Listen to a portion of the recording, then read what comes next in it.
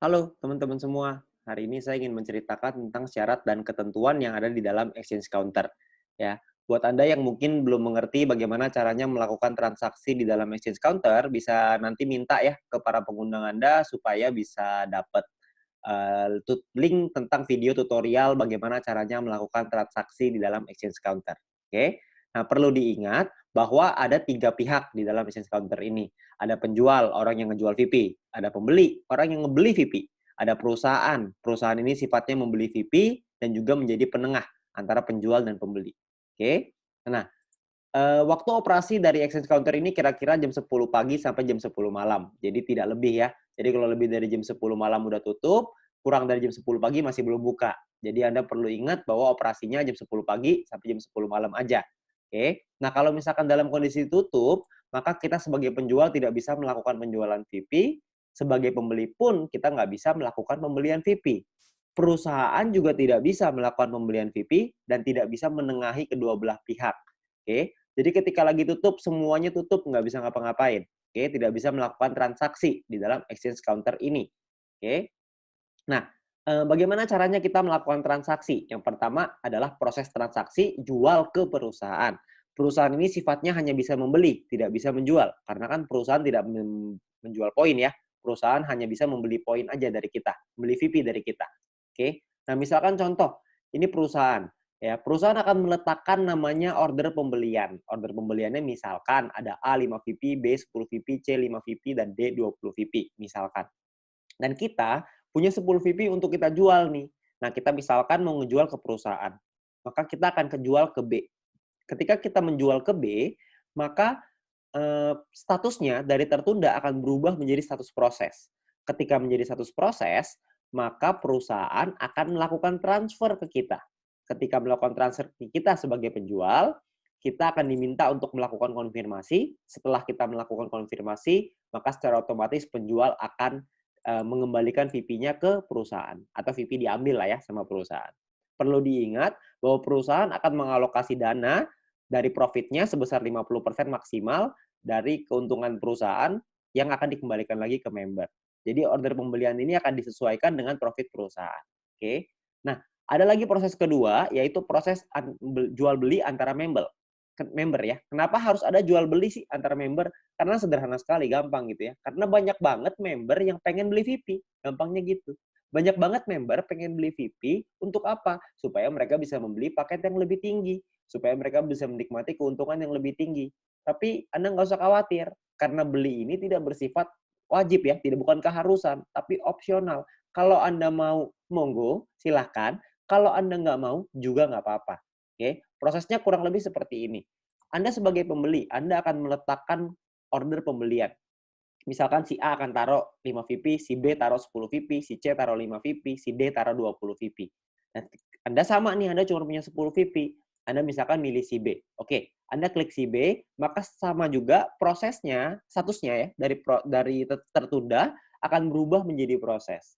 Ketika berubah menjadi proses, maka pembeli akan dikasih waktu 3 jam untuk melakukan transfer ke penjual. Kalau dalam 3 jam ini tidak dilakukan transfer, maka pembelian tersebut batal. Kalau pembelian tersebut batal, maka si pembeli harus melakukan order pembelian ulang supaya VP-nya dia bisa supaya dia bisa beli VP ke penjual ya. Nah, ketika misalkan kita bicara kalau jalan aja deh, kalau kalau semua prosesnya jalan.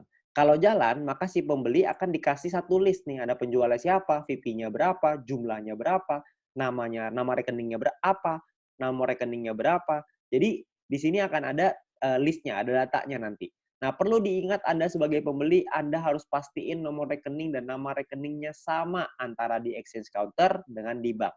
Jangan sampai berbeda. Kalau misalkan beda, nanti salah transfer repot, nggak bisa diapa-apain. Ya, jadi Anda perlu pastiin dulu nomor rekening sama nama rekening sama. Kalau sudah sama, baru ditransfer. Kalau nggak sama, Anda bisa chat ke penjual, sorry. Anda bisa pastiin dulu tuh, nomor rekeningnya bener nggak nih? Si penjual masukin nomor rekeningnya udah bener atau belum? Kalau misalkan salah, jangan ditransfer. Ingat ya, jangan ditransfer. Oke? Nah, kalau misalkan sudah benar, Anda melakukan transfer misalkan, maka si pembeli melakukan transfer, setelah melakukan transfer, maka di dalam sistem akan meminta untuk Anda mengunggah bukti transfer. Ya, setelah Anda mengunggah bukti transfer, maka si penjual akan diminta untuk melakukan konfirmasi. Kalau si penjual melakukan konfirmasi, maka secara otomatis penjual akan mengirimkan VP-nya ke si pembeli. Sederhana sekali. Oke, tapi kita sama-sama tahu dalam proses seperti ini transfernya kadang-kadang bermasalah. Nah, kalau misalkan transfernya bermasalah gimana? Transfer masalahnya itu maksudnya apa sih? Maksudnya gini loh. Ada orang misalkan salah transfer, jumlahnya salah. Ada juga yang mungkin bukti transfernya palsu. Ada juga mungkin yang transfernya kelebihan, nggak mungkin lah ya kalau kelebihan. Ya jadi mungkin banyak masalah lah ya. Masalahnya apapun itu, maka sebagai pembeli dan sebagai penjual Anda bisa melakukan protes. Ya, kalau Anda melakukan protes, maka secara otomatis akan diminta untuk mengunggah bukti transfer sebagai pembeli, sebagai penjual Anda akan diminta mutasi rekening. Salah satu pihak pasti ada yang salah. Jika ada yang terbukti bersalah, maka manajemen berhak untuk membekukan akun VTube tersebut hingga pemberitahuan lebih lanjut. Ya, jadi Anda kalau misalnya Anda yang mau nipu, ujung-ujungnya Anda juga yang rugi. Jadi lebih baik jangan nipu, lempeng-lempeng aja. Ya, kita ikutin aja alur mainnya, kita cari uang dengan halal. Oke? Nah, lalu ada syarat dan ketentuan umum. Ya, misalkan ada bukti transfer palsu. Kalau pembeli mengunggah bukti transfer palsu, maka secara otomatis akunnya akan dibekukan secara permanen karena ini adalah tindak penipuan. Kalau penipuan harus ditindak dengan tegas. Saya yakin teman-teman semua juga pasti setuju lah dengan hal ini, ya. Nah, terus yang kedua, dengan sengaja mengganti nama Anda dengan nama orang lain akan dinilai sebagai sebuah kecurangan juga. Dan transaksi Anda akan dibekukan jika salah satu melakukan protes dan akan di-review dulu ya sama perusahaan, akan dicek siapa yang salah, siapa yang benar. Buat yang salah, maka akan langsung ditindak dan akan diberikan sanksi. Karena ini juga sama tindakannya penipuan. Oke. Nah, proses protes berapa lama? Proses penyelesaian protes itu kira-kira memakan waktu 1 sampai 3 hari. Kalau belum selesai, maka kedua belah pihak bisa mengirimkan email kepada customer service untuk ditindaklanjuti.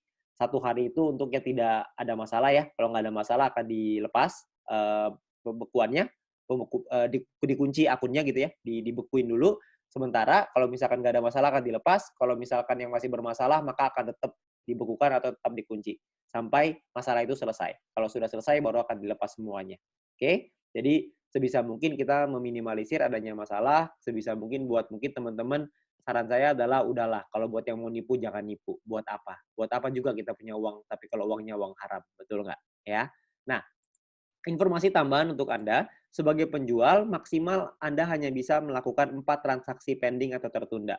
Jadi Anda hanya bisa melakukan penjualan VP ke 4 transaksi berbeda. 4 transaksi. Kalau transaksinya masih belum selesai, maka belum bisa jadi yang kelima. Ya, hanya bisa selesaiin dulu salah satu, Anda baru bisa buka satu lagi. Anda baru bisa jual ke satu lagi. Ya, jadi jika salah satu sudah selesai, Anda bisa menambah satu transaksi lagi. Intinya maksimal 4 transaksi yang masih dalam berjalan dalam satu waktu yang bersamaan. Penjual juga hanya bisa melakukan penjualan VP maksimal 2.000 VP per hari. Oke, itu maksimal. Ya. Nah, dan pembeli maksimal hanya bisa memasukkan 10 order pembelian dalam satu hari. Nominal minimalnya adalah 5 VP, nominal maksimalnya adalah 300 VP. Oke. Nah, perlu Anda ingat, kalau misalkan exchange counter sudah tutup dan masih ada transaksi yang masih proses, maka transaksi akan dilanjutkan besok. Misalkan contoh, kalau misalkan Anda melakukan transfer misalkan jam 9.30 malam, ya Anda mengunggah bukti transfer nih 9.30 malam. Sayangnya si penjual lupa, nggak ngeliat-ngeliat lagi. Pasar keburu tutup. Ya, terus gimana dong? Uangnya udah ditransfer nih, nanti saya rugi dong apa segala macam. Tenang aja, Anda nggak bakal rugi karena pembelian Anda, proses pembelian Anda itu masih dalam proses. Jadi bisa dilanjutin besok. Ketika pasarnya sudah buka lagi, penjual melakukan konfirmasi, VP juga akan transfer ke Anda secara otomatis. Oke? Jadi Anda nggak usah khawatir, ini semuanya aman. Ya, jadi Anda nggak langsung hilang tiba-tiba gitu order pembeliannya. Nggak. Jadi ordernya tetap ada. Nah, sangat disarankan untuk tidak melakukan transfer di atas jam 9.30 malam, supaya menghindari hal-hal seperti ini. Ya, jadi kalau misalkan sudah lewat dari 9.30 malam, sebisa mungkin janganlah kita melakukan transfer. Kalaupun melakukan transfer, Anda perlu tahu bahwa ada kemungkinan akan dikonfirmasi besok hari. Ya, tapi Anda nggak usah khawatir, itu semua aman. Ya, nah mungkin itu aja syarat dan ketentuan dan bagaimana caranya melakukan transaksi di dalam exchange counter. Ya, maka Anda perlu ingat bahwa exchange counter ini adalah tempat kita melakukan transaksi, tempat kita menghasilkan penghasilan dari sini ya, VP kita jadi penghasilan untuk kita. Jadi mari kita jaga sama-sama. kalau misalkan buat Anda yang mungkin ada yang mau nipu, saran saya janganlah. Buat apa kita punya uang haram, hasil nipu buat apa? Ya lebih baik kita usahakan di sini, kita perjuangkan, kita kerja keras, kita cari uang yang halal, supaya juga bermanfaat untuk kita dan keluarga. Oke, mungkin sekian dari saya, terima kasih.